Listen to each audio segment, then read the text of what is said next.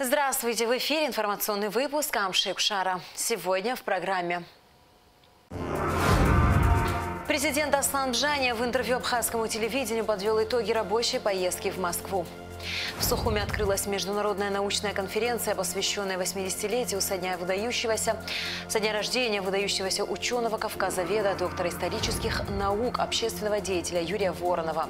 Учебные пособия на сумму 1,5 миллиона рублей переданы в дар Сухумскому медицинскому колледжу и Гагрскому медицинскому училищу. Президент Аслан Бжаня в интервью абхазскому телевидению подвел итоги рабочей поездки в Москву. Главным вопросом стало обсуждение параметров новой программы социально-экономического развития Абхазии до 2025 года. Это масштабная программа, в которую включены проекты по многим направлениям. Одна из составных ее частей – мероприятия по осуществлению государственной поддержки отрасли экономики, в частности, малого и среднего бизнеса, сельского хозяйства и промышленности. Также на встречах в Москве обсуждались вопросы безопасности, энергетики, газоснабжения, газификации, практического взаимодействия с российской стороной в части возобновления воздушного сообщения и многое другое. В ходе моего рабочего визита в Москву мы обсуждали параметры нового документа, новой программы социально-экономического развития Республики Абхазии до 2025 года. Эта программа состоит из нескольких частей. Одна из составных частей этой программы – это мероприятие по осуществлению государственной поддержки отраслей экономики, в частности, малого и среднего бизнеса, сельского хозяйства и промышленности. Вторая часть программы – это финансовая помощь по повышению заработной платы основным категориям бюджетника. Вы, наверное, знаете о том, что такое повышение ежегодно осуществляется. Эту работу необходимо продолжить, и мы вели и ведем переговоры с российской стороной, чтобы выйти в 2025 году на среднюю заработную плату, которая существует в 2021 году в Краснодарском крае. Это около 40 тысяч рублей. Это одна из составных частей данной программы. Интервью Аслана Бжаня об итогах его рабочей поездки в Москву смотрите после выпуска новостей. По факту применения насилия, опасного для жизни и здоровья в отношении представителя власти в связи с исполнением им должностных обязанностей в отношении Хаджарата Пачуля и Руслана Гамгия возбуждено уголовное дело. В Генеральной прокуратуре нам рассказали подробности происшествия. 12 октября текущего года, примерно в 16:30, сотрудниками милиции в ходе осуществления профилактических мероприятий была остановлена автомашина марки Toyota Alphard, которая проехала на запрещающий сигнал светофора и разделительную линию. В ходе осуществления мероприятий было предложено пройти медицинское освидетельствование, на что пассажиры данной автомашины в грубой форме отказались. В результате возникшей ссоры, впоследствии перешедшей в драку, сотрудникам милиции были причинены телесные повреждения в виде перелома носа и ушиба суставов левой руки одного из сотрудников милиции. По данному факту прокуратура города Сухум 13 октября текущего года было возбуждено уголовное дело по части 2 статьи 320 в отношении водителя и сопровождавшего его лица автомобиля марки Toyota Alphard. Они были задержаны. В настоящее время идет активный сбор доказательств по уголовному делу. Санкция с части 2 статьи 320 предусматривает наказание в виде лишения свободы на срок от 5 до 10 лет. В Генеральной прокуратуре также рассказали о том, какими будут дальнейшие действия после получения заключения Верховного суда Абхазии о наличии в действиях депутатов парламента Гарри Кокая и Алмазхана Арзанба признаков преступлений. В настоящее время Генеральная прокуратура должна дождаться вступления в силу данного решения, заключения, и по истечении 15 рабочих дней, если защита не будет обжалована, оно будет возвращено в Генеральную прокуратуру вместе с материалами доследственной проверки. В случае обжалования необходимо будет дождаться решения кассационной коллегии, и уже по итогам, если будет отказано в удовлетворении жалобы адвокатов, также будет направлено в Генеральную прокуратуру. Генеральная прокуратура, получив заключение о наличии в действиях депутатов преступлений, уже обращается в парламент Республики Абхазия с соответствующим представлением, с аналогичными материалами, и уже при голосовании депутатов большинством голосов депутаты решают вопрос о снятии неприкосновенности с того или иного депутата, если усмотрят в материалах предварительного следствия в рамках доследственной проверки и в материалах Верховного суда в заключениях наличие состава преступления, инкриминируемого предварительным следствием. И в случае, если будет принято решение о снятии неприкосновенности с депутатов, уголовное судопроизводство будет проходить в обычном порядке, то есть данные лица будут уже как обычные граждане привлечены к уголовной ответственности и, соответственно, в случае вынесения обвинительного приговора понесут соответствующее наказание за совершенное деяние. В Сухуми открылась международная научная конференция, посвященная 80-летию со дня рождения выдающегося ученого-кавказоведа, доктора исторических наук, государственного и общественного деятеля Юрия Воронова. Для участия в форуме, который будет проходить 2 дня, в Сухум приехали ученые из Москвы, Сочи, Майкопа, Махачкалы. Организатор мероприятия – Абхазский институт гуманитарных исследований имени Гулия. В пленарном заседании конференции принял участие президент Аслан Бжани. Смотрите репортаж Дениза Гирье. Кавказ и Причерноморье с эпохи древности до позднего Средневековья в свете новых данных археологии и истории. Так называется конференция, посвященная 80-летию со дня рождения Юрия Воронова. Яркий государственный деятель, археолог, историк, кавказовед, человек, всегда болевший за судьбу Родины. Это все о Юрии Воронове, который всегда боролся за правду. Директор Абхазского института гуманитарных исследований Ардашуба подчеркнул, что Юрий Воронов занимает особое место в новейшей истории нашей страны. Он не боялся вступать в полемику с грузинскими учеными и всегда доказывал свою правоту исключительно фактами. Участников конференции приветствовал глава государства Аслан Бжани. Президент отметил заслуги выдающегося ученого-кавказоведа, общественного деятеля и одного из лидеров национально-освободительного движения Юрия Николаевича Воронова. Аслан Бжани подчеркнул, что руководство страны всегда готово помочь в проведении таких мероприятий. Юрий Николаевич был неутомимым исследователем исторического прошлого Абхазии и всего Кавказа, человеком высокого достоинства и чести, посвятившим свою жизнь служению Абхазии и России, с которыми был духовно и кровно связан. Истинный патриот, борец за справедливость, Юрий Николаевич Воронов прожил недолгую, но яркую жизнь. Прошло 26 лет со дня его трагической гибели. Истинные масштабы его личности и та выдающаяся роль, которую он сыграл в новейшей истории Абхазии, в развитии ее науки, культуры и общественной мысли, в национальном движении и в строительстве независимой абхазской государственности, сегодня еще более очевидно. Руководство Республики Абхазии считает своим долгом оказывать поддержку мероприятиям, способствующим развитию науки, установлению контактов между учеными разных стран. Желаю всем участникам конференции плодотворной работы и результативной дискуссии. Заведующая отделом истории Абиги Олег Пгашба подробно рассказала о научной деятельности Юрия Николаевича. Будучи еще ребенком, Воронов участвовал в раскопках могильников апсилов на территории усадьбы Вороновых в родном селе Цепельда.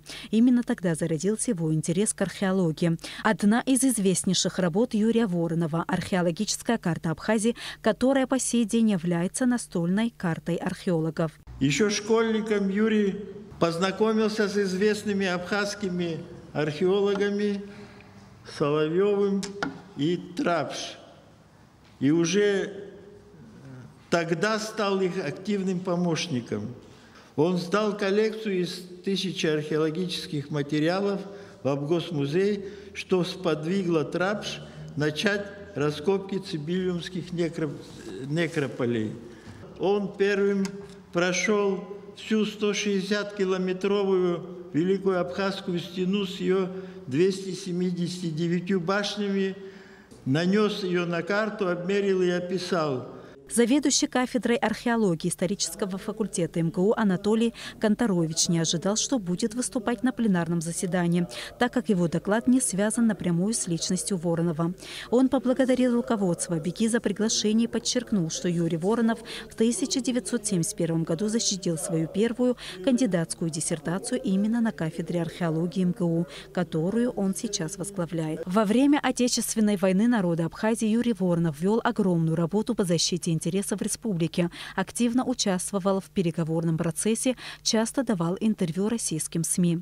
Доклад на тему погребения скутарев цибельдинской культуры презентовал научный сотрудник отдела археологии эпохи Великого переселения народов и раннего Средневековья Института археологии Российской академии наук Олег Шаров. Как известно, Юрий Воронов посвятил ряд работ археологии цибельдинской культуры.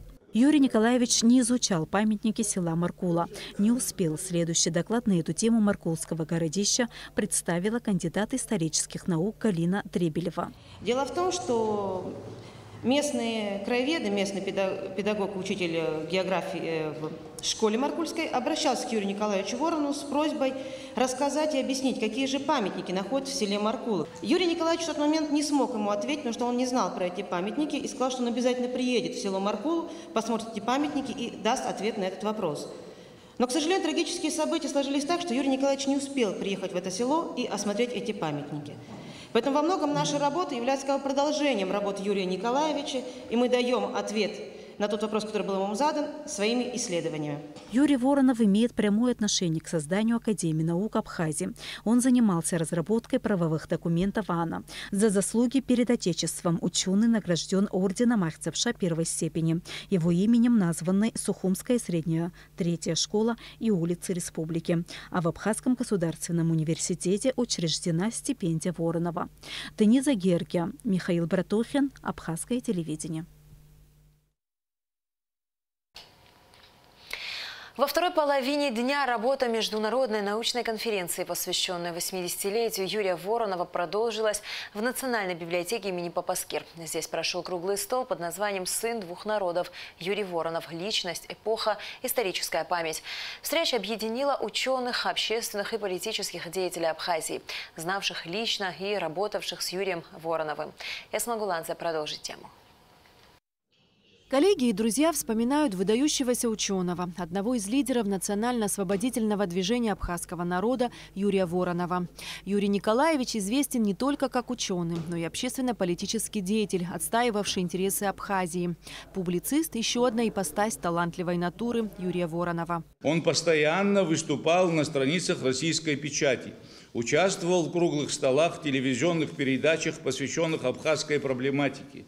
Одной из красноречивых иллюстраций вышеупомянутых интеллектуальных качеств ученого является, в частности, брошюра «Боль моя Абхазия», в которую вошли его статьи, документы, интервью и другие публицистические произведения.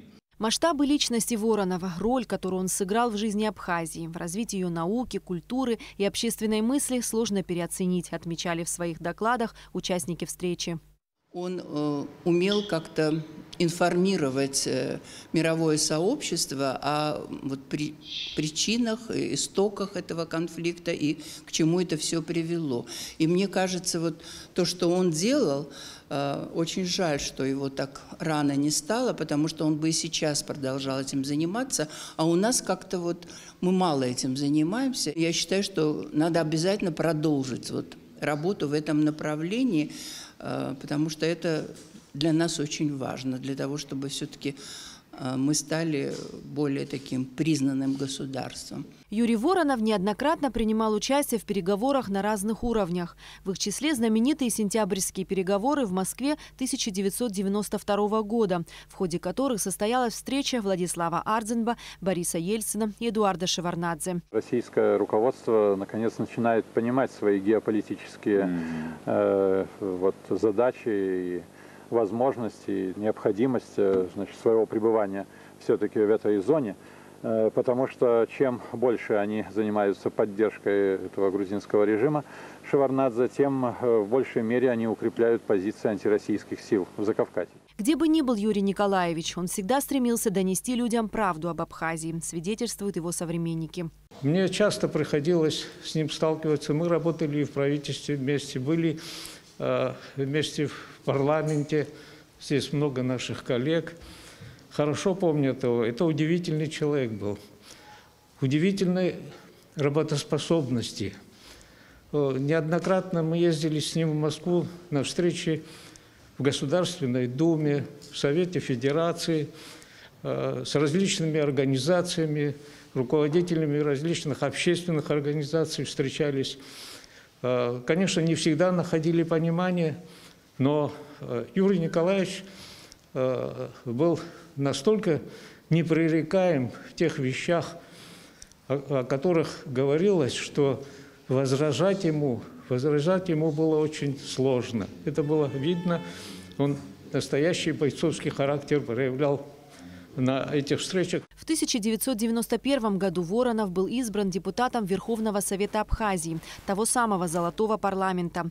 После окончания войны он был назначен вице-премьером правительства республики.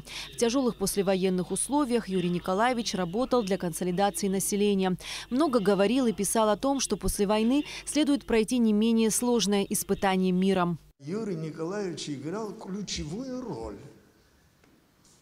Он достойно представлял Абхазию в России. Он достойно представлял Россию в Абхазии.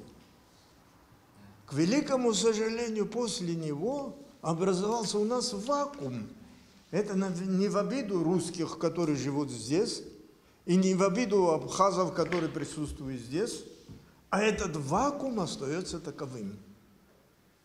Он это великолепно, на самом деле, умел и это делал. Ему там верили, ему мы тоже здесь верили.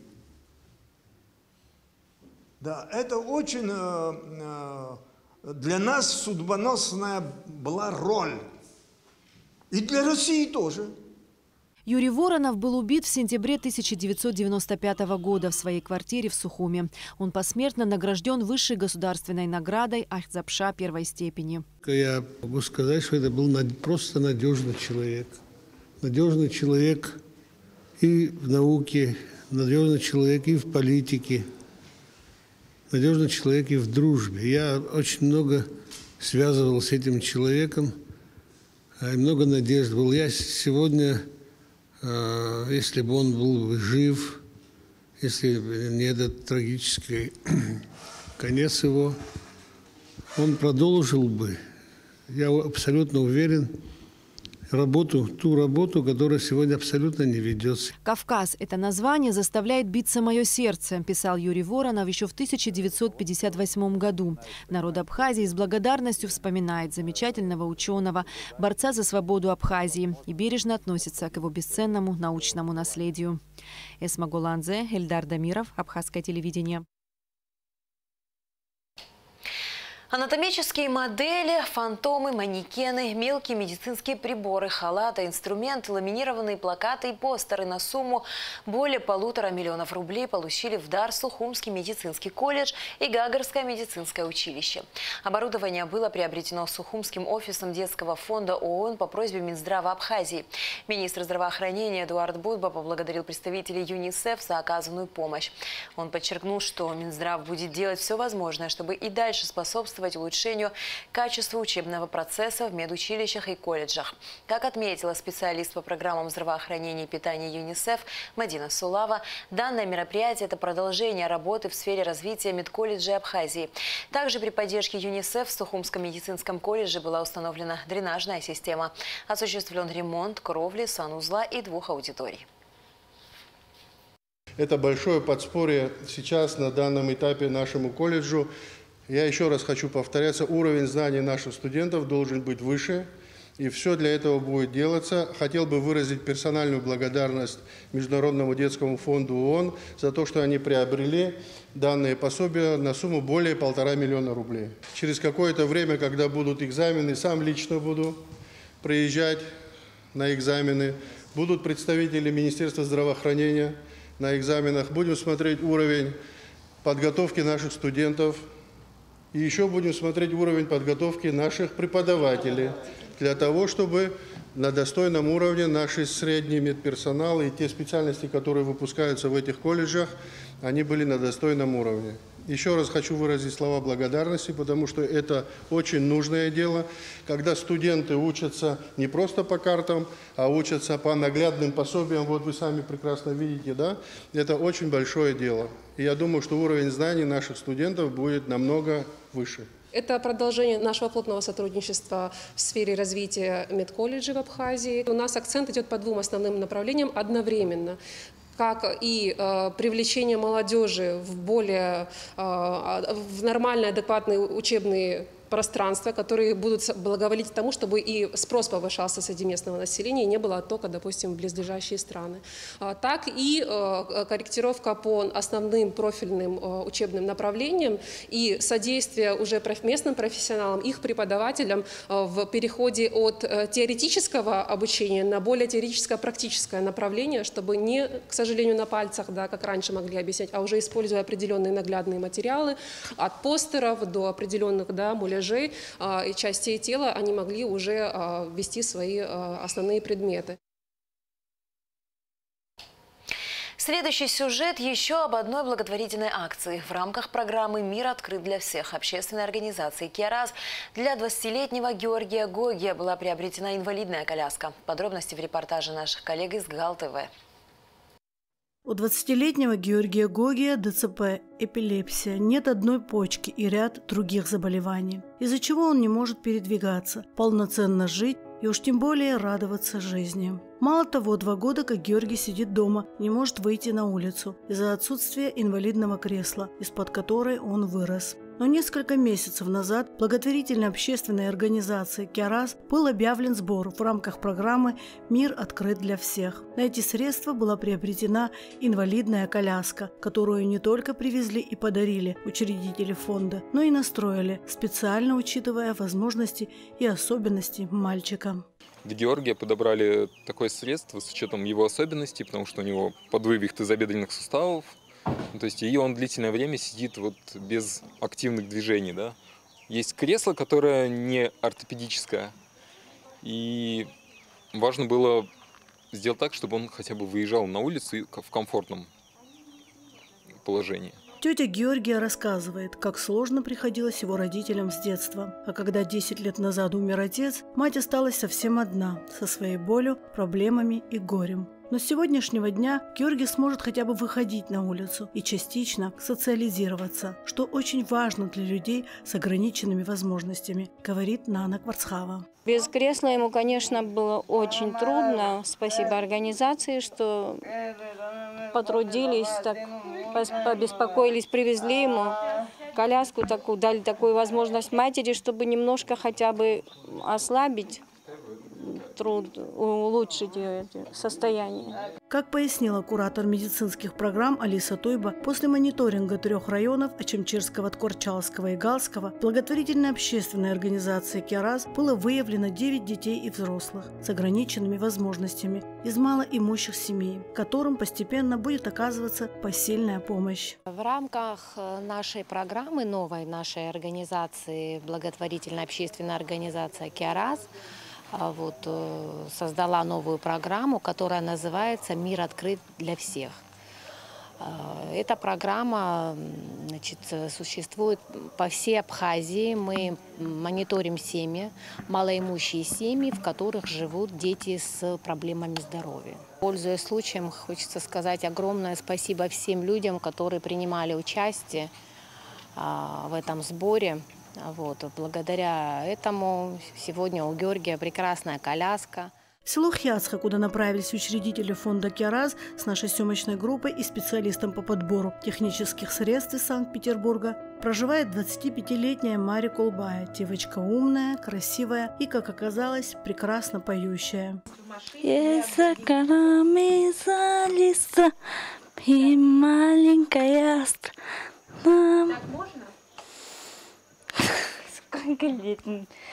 Сколько лет я могу. Маре также жизненно необходима специализированная коляска, чтобы она могла удобно передвигаться и проводить время. В противном случае деформация тела может продолжиться и состояние здоровья может ухудшиться.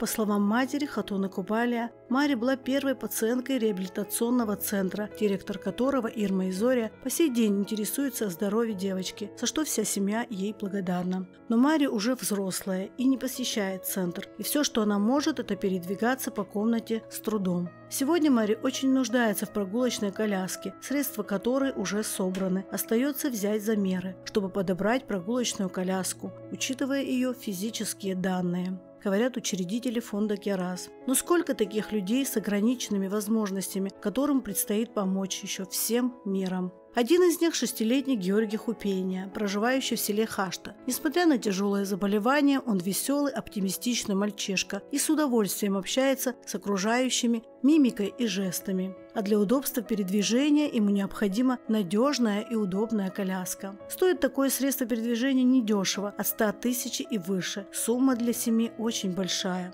Благотворительный фонд Керас помог семье собрать средства на дорогое оборудование. Остается его подобрать и привезти. Кроме того, представители благотворительной общественной организации привезли продукты первой необходимости, переданные от Сухумского офиса детского фонда ЮНИСЕФ, а также одежду, игрушки, мольберт, кисти, краски, фломастеры и карандаши. Насколько сильно нуждается семья Хупения, заметно невооруженным взглядом. Маленький дом без окон, без дверей и мебели, но это не самое страшное в этой семье. В случае Георгия специализированная коляска не роскошь и даже не средство передвижения. Это для него вся жизнь, так как именно в ней ему предстоит ее провести.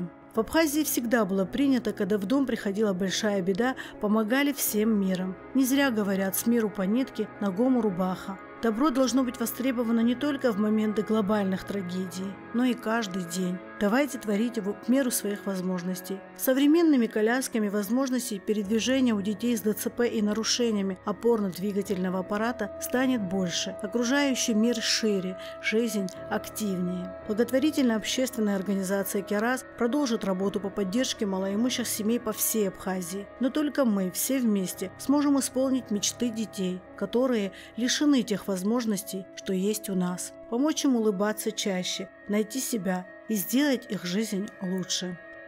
Анжела Убилава, Илона Микава, Бекашония, КАЛ-ТВ. 20 октября в Гудауте состоится матч 18-го тура 3-го этапа чемпионата Абхазии по футболу сезона 2021 года. Встречаются Гудаутская Рица и Афон. Начало матча в 15 часов 10 минут. Напоминаем, что прямую трансляцию всех матчей можно смотреть на канале Абхазского телевидения в системе спорта и в соцсетях. И в завершении выпуска о погоде.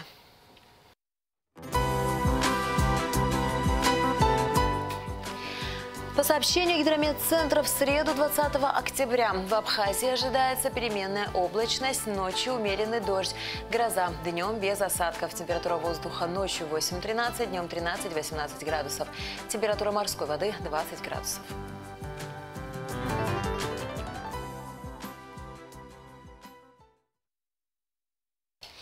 На этом наш выпуск завершен. До скорых встреч в эфире.